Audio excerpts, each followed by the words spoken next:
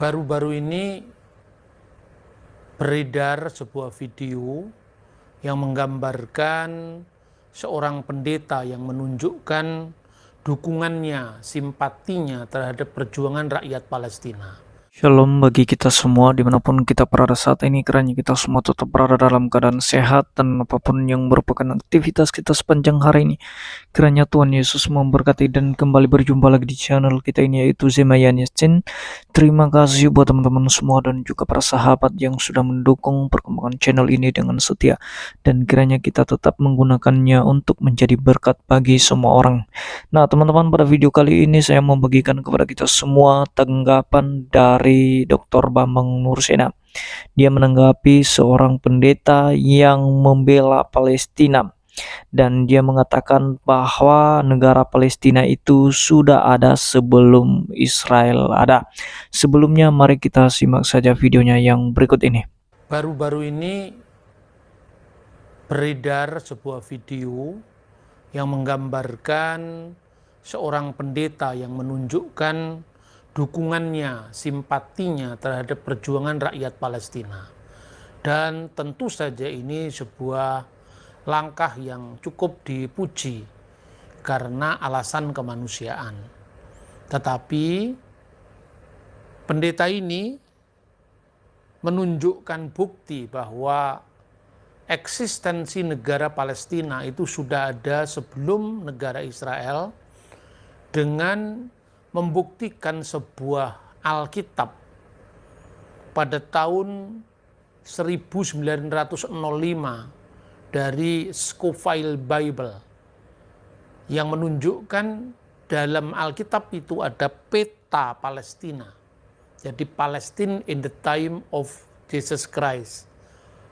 Sebagai bukti bahwa masyarakat dunia mengakui bahwa eksistensi tanah suci yang diperebutkan antara Israel dan orang Palestina itu miliknya Palestina. Itu terbukti bahwa peta Alkitab tahun 1905 pun itu tertulis Palestina dan katanya dia tidak ada Israel. Untuk itu saya ingin bacakan pendeta senior ini bernama Rick Wiles. Dia mengatakan begini, "Saya menunjukkan ini kepada kalian karena saya mencoba mengakhiri propaganda kekacauan dan kebohongan kaum Zionis yang ditanamkan pada jutaan orang Kristen di negara ini." Ungkapan dia dikutip dari video channel YouTube Bible Study with R.K. Brown, Senin 21 Juni 2021. Selanjutnya dia menegaskan, di dalam Alkitab Perjanjian Lama tidak ada negara yang bernama Israel. Pada halaman 13 dari buku yang dimaksud, dia ingin menunjukkan kepada Anda di sini ada sebuah peta dari tanah suci Palestina dan bukan Israel. Lalu secara simpatik dia menunjukkan bahwa tanah ini, tanah suci ini dihuni bersama-sama oleh orang Yahudi, Kristen, dan Islam dalam perdamaian. Lalu peta yang ditunjukkan itu adalah peta Palestina, kota suci pada zaman Yesus.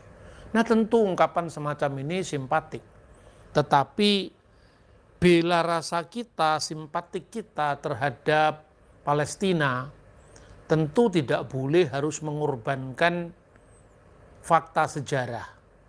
Nah, pertanyaan ini menarik untuk dijawab. Kenapa peta-peta dalam Alkitab yang terbit pada tahun 1905, bahkan sebelum itu ada banyak edisi Alkitab yang terbit dengan menunjukkan bahwa Palestine itu adalah Holy Land. Nah, kenapa seperti itu, saudara-saudara? Saya harus sampaikan pertama-tama begini. Yang disebut Palestina itu dipopulerkan setelah masa Kaisar Hadrianus. Setelah mereka, orang-orang Roma ini menaklukkan pemberontakan Yahudi di mata orang Roma, tapi di mata orang Israel itu adalah gerakan kemerdekaan orang Yahudi yang dipimpin oleh Simon Bar Kokhba. Mereka sempat menang antara tahun 132 sampai 135. Namun setelah itu Yerusalem kembali direbut oleh Hadrian dan kota Yerusalem itu tidak dikenal lagi namanya dengan Yerusalem, tapi dengan Alia Capitolina. Sementara itu nama Palestina mulai dipopulerkan menggantikan nama Eretz Yisrael. Jadi kalau saudara membaca peta Alkitab, tentu karena itu terbit di saat wilayah itu berada di kerajaan Turki Utsmaniyah atau kekhalifahan Turki Utsmaniyah, dan nama yang dipopulerkan setelah abad kedua setelah Hadrianus itu adalah Palestina. Maka itu menjadi nama yang lebih populer dari nama Israel. Tapi kalau Anda membaca Alkitab, ada di sana orang Palestina. Tapi yang disebut Palestina itu adalah para pendatang dari Kreta. Kreta itu Kretim dalam bahasa Ibrani, lalu diterjemahkan dalam bahasa Yunani adalah orang-orang Kreta atau orang-orang asing. Mereka banyak mendiami wilayah yang sekarang ini termasuk Gaza, yaitu wilayah pesisir. Dan itu mereka disebut sebagai orang-orang asing bagi orang Israel. Tetapi sebutan yang resmi dari sudut pandang kitab suci sendiri adalah tanah Israel. Jadi salah apabila pendeta Rick ini, sekalipun itu motivasinya, degupan hatinya itu berbela rasa kepada Palestina, tentu tapi dia tidak bisa mengorbankan kitab sucinya sendiri untuk simpatinya itu.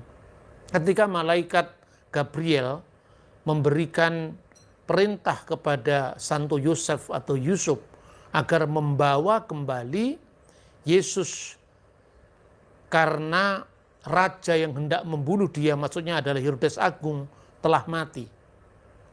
Ayat Injil jelas mengatakan bahwa bawalah dia kembali ke tanah Israel, tidak ke tanah Palestina. Karena sebutan itu yang ada dalam kitab suci. Nah, kalau soal peta itu kan karena popularitas nama Palestina saat itu.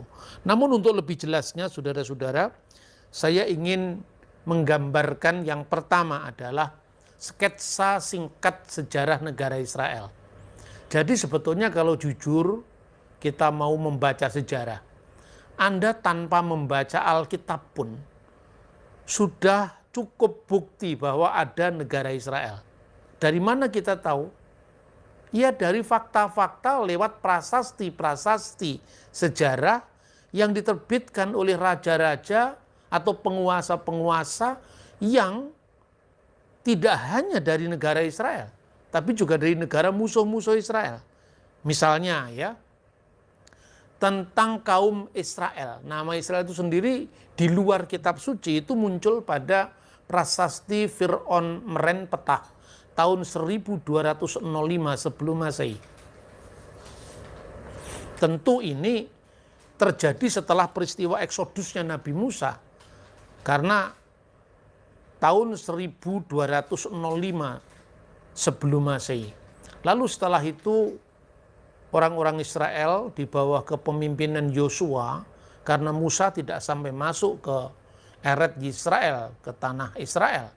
Dia hanya melihat dari kejauhan, yaitu dari Bukit Nebu di Yordania. Sementara Yosua melanjutkan perjalanan dan perjuangan Musa itu, lalu terjadinya pembagian tanah pusaka pada 12 suku Israel, lalu masuk ke zaman hakim-hakim. Setelah masuk zaman hakim-hakim, orang Israel meminta raja kepada Tuhan.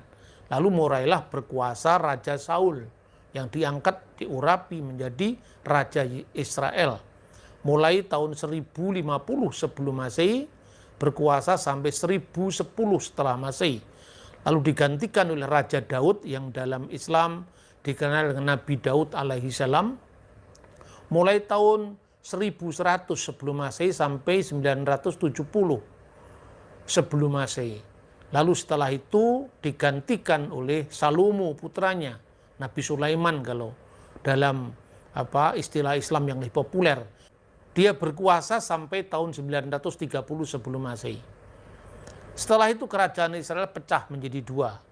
Yang di utara beribu kota nantinya di Samaria, dan itulah munculnya sekte yang namanya sekte Samaria, itu dari Israel di wilayah utara. 10 suku ikut di wilayah utara, dan 2 suku yang didominasi oleh suku Yehuda ikut wilayah selatan yang tidak lain putra dari Salomo yang namanya Rehabeam. Nah, di periode kerajaan Israel Raya, Israel Utara yang sudah memisahkan diri dari kerajaan induknya, lalu Israel yang di utara ini diikuti 10 suku, dan kemudian kerajaan Yehuda, kerajaan induknya yang ada di kota Yerusalem di bawah pimpinan Rehabeam, itu semua tercantum, ada prasasti-prasasti sejarahnya. Pada zaman Salomo misalnya, ada prasasti yang disebut kalender Geser, yang ditulis dengan huruf Paleo Hebrew, yang menunjukkan bahwa huruf yang sama ini dipakai sebelum kerajaan Israel itu terbelah menjadi dua. Nah, kemudian pada masa kerajaan utara, kita juga dibuktikan adanya prasasti yang disebut prasasti Batu Moab, di mana Raja Mesya melakukan peperangan dengan Yoram Raja Israel, dan kemudian ditulis di situ eksistensi seorang Raja Israel yang bernama Omri Melek Yisrael. Itu ada dalam prasasti Batu Mesa tahun 850 sebelum Masehi.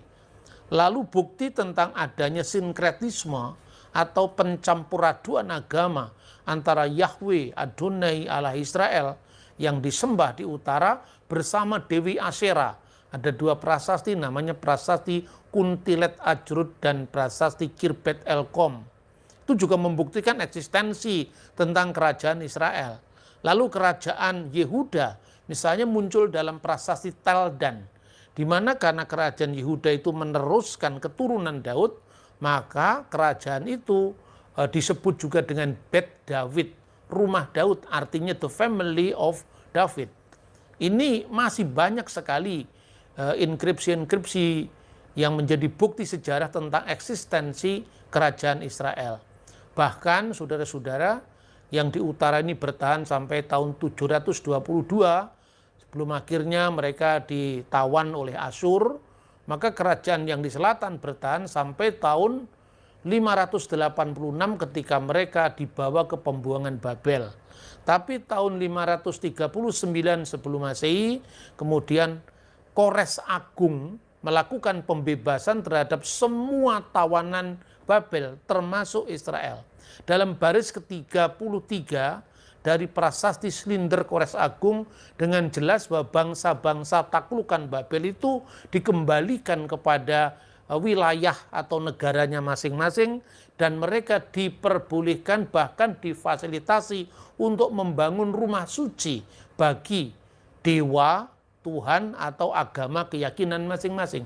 Ini yang disebut sebagai piagam pertama hak asasi manusia, khususnya tentang kebebasan beragama.